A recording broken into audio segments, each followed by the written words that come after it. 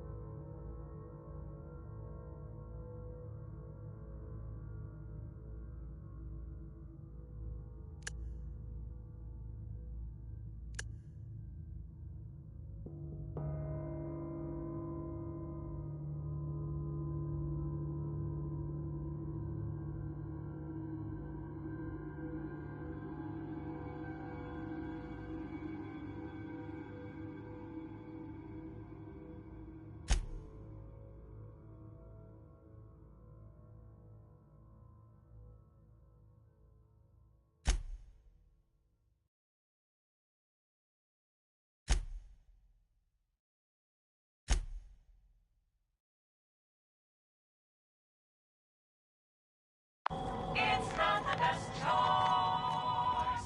It's Mace's choice.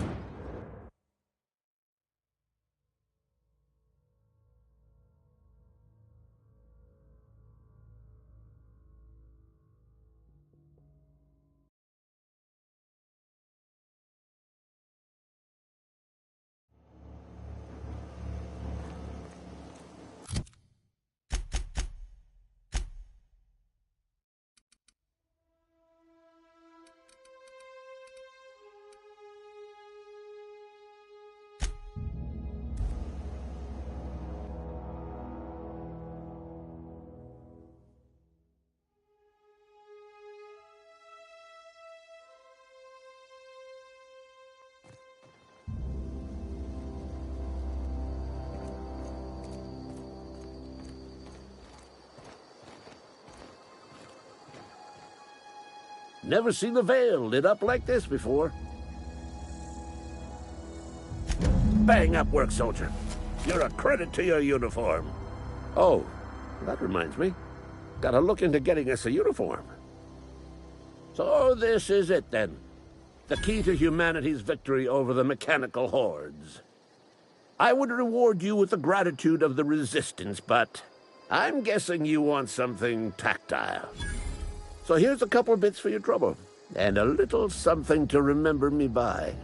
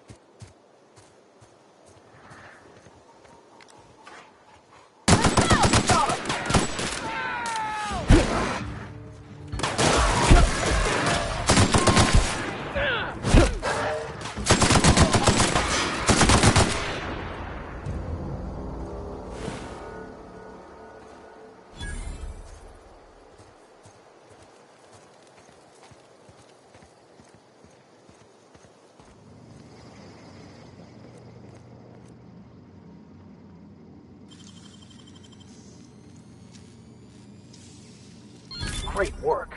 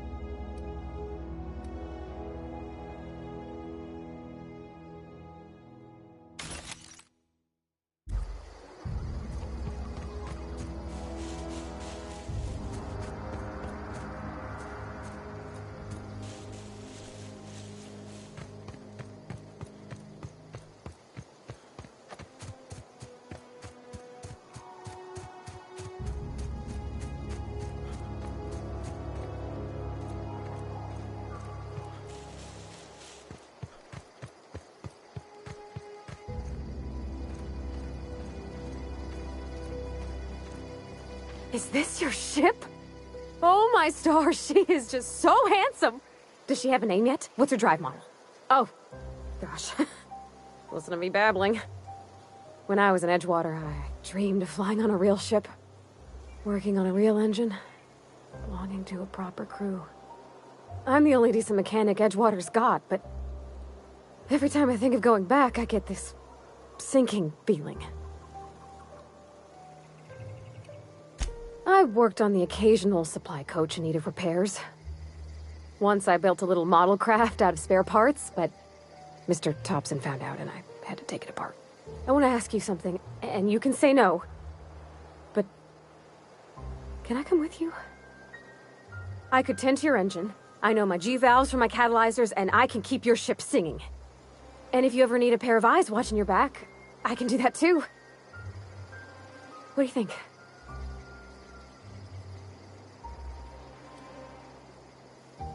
Yeah, I've been thinking about that. Edgewater was on the verge of collapse before you showed up. You sent them power, and now the town might see another season. And you talked Miss McDevitt into coming back to town. Maybe one day, Edgewater will have a garden where that cannery once stood. You ain't exactly a stranger anymore. You done some kindness hereabouts. Yeah. I really do. My whole life's been small. I realized that when you walked into town. I've been seeing the same faces every day, the same sky, the same stars. Then I saw this ship. This gorgeous, stately lady with her eyes turned skyward, and I made up my mind to come along with you. Yes! I mean, thanks. You won't regret this, mister. Captain.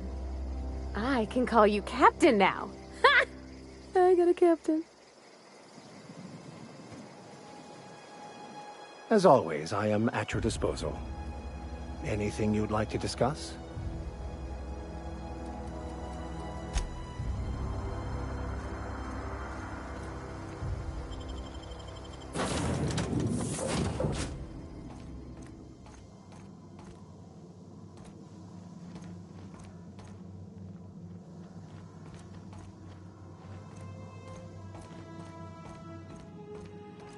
Captain, I have detected that Edgewater's power supply is now optimal. I applaud your willingness to invest your time in the local community.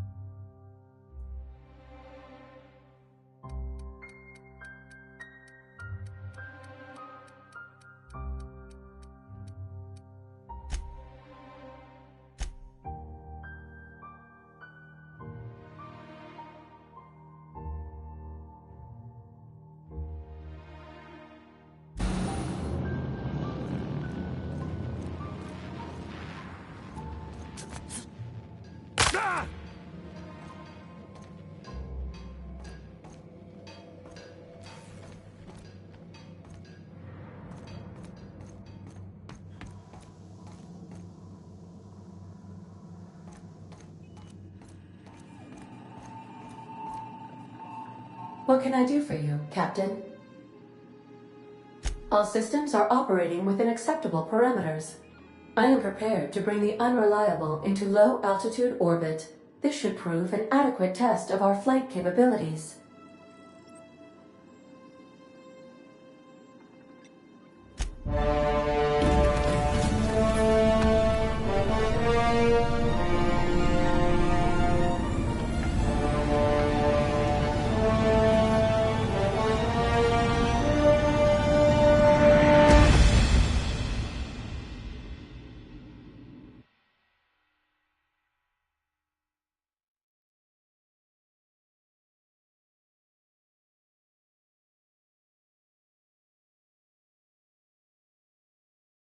We have received a communication request from Dr. Phineas Wells.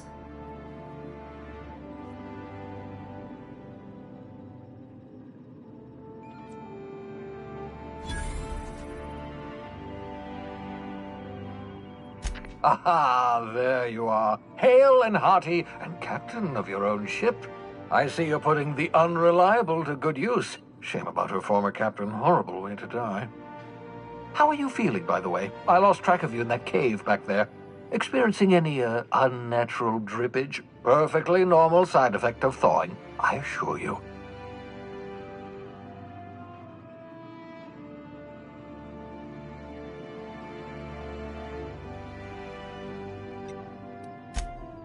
Oh, that, yes, that's probably permanent. I wouldn't worry about it, though. I'm sure you're fine. What you saw in Emerald Vale is happening all across the colony. Food shortages, lack of supplies, and basic necessities. We're dying. The chairman, the minister, and all their lackeys on the board are to blame. The Hope has some of the brightest minds Earth ever sent us. If we can revive the Hope's colonists, they can help us undo the board's mistakes. They can help us set things right. You need to get to Stellar Bay on Monarch. I have contacts there. They'll help us, find the chemicals to revive your fellow colonists. Gladys Culkelly, lovely woman, runs a cozy little black marketing outfit on the Groundbreaker. She can get you a nav key to land on Stellar Bay.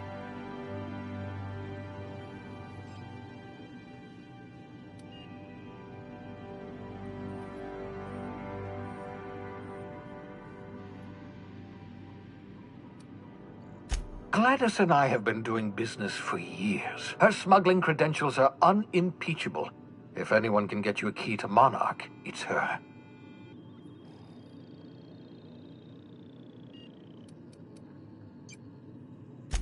Strictly speaking, Monarch is a moon, terraformed badly, and almost completely lawless. You'll love it. Captains don't fly their own ships, you see. Your navigation terminal handles the, navigation. Think of a nav key as a set of flight instructions. The board's been confiscating nav keys for Stellar Bay, so we must rely on unconventional means of acquisition. Hence, Miss Gladys Culkelly. In theory, I suppose you could land your ship in Cascadia, and in theory, I suppose you might survive the experience. Cascadia is utterly seething with dangerous, highly aggressive creatures, more than capable of tearing you limb from limb. You'd have to be a lunatic to land in Cascadia, and I'm reasonably certain I tested your brain for incipient signs of insanity. Trust me, talk to Gladys Culkelly. Without a skip drive, good luck. You'll be dead before you make it to the nearest star. Look, I admire your optimism, but the sad truth is you're stuck here. You, me, and the rest of this colony. We're all skating precariously around the edge of oblivion together. None of us are leaving Halcyon alive, so we may as well make it a better place, and we can start by reviving the Hope. Excellent. I'll send her a wireless. Let her know you're coming. By the way, I gave Captain Hawthorne a disguise apparatus of my own design, cutting-edge technology, years ahead of its time. I call it the Holographic Shroud. I'm sure it will prove remarkably useful to you. You'll find it in the captain's quarters.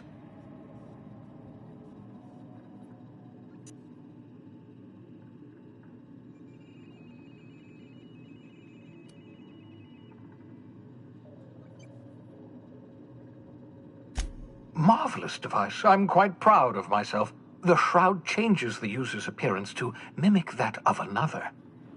It has limits, first-generation technology, you see, but promising. Exciting to see it in use at last.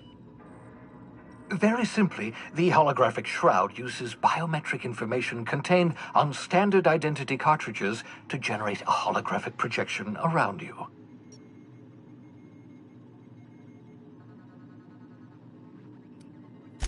Only stands up to a casual scrutiny. Use it too long, bound to flicker, blur, something like that. Movement makes it more likely. Best used in moderation. When you see guards in your path you can't sneak past, for example. Maintain your distance. Act normal. No running, no jumping. Don't draw their attention. If they pay attention, they're more likely to notice flaws in the hologram.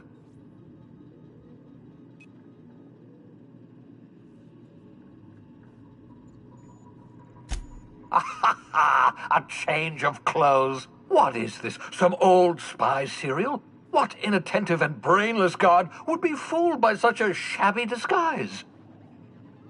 The holographic shroud masks not only your clothes, but your face and fingerprints. It modulates your voice and sweetens your breath.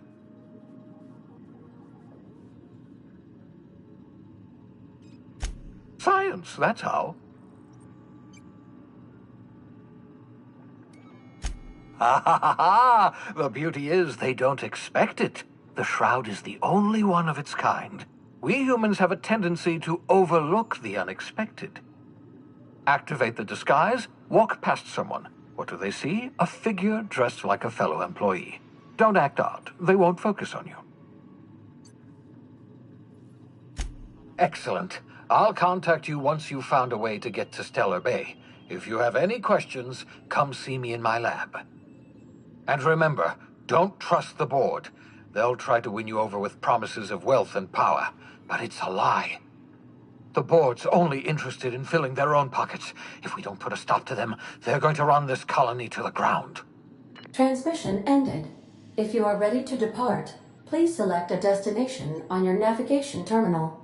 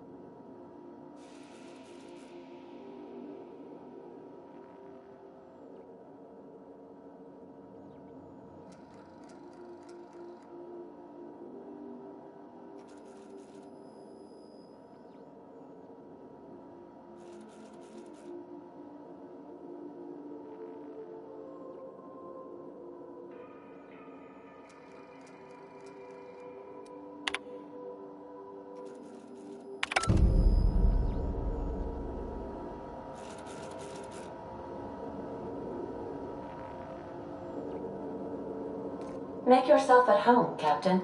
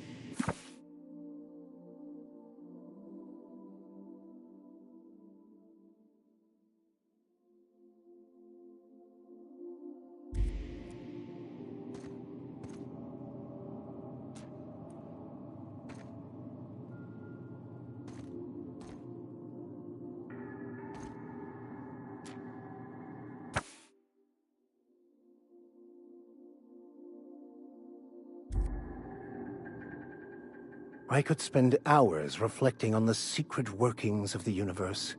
Little else in this colony offers such a relaxing pastime. So, tell me what's on your mind. I excel at confessional listening.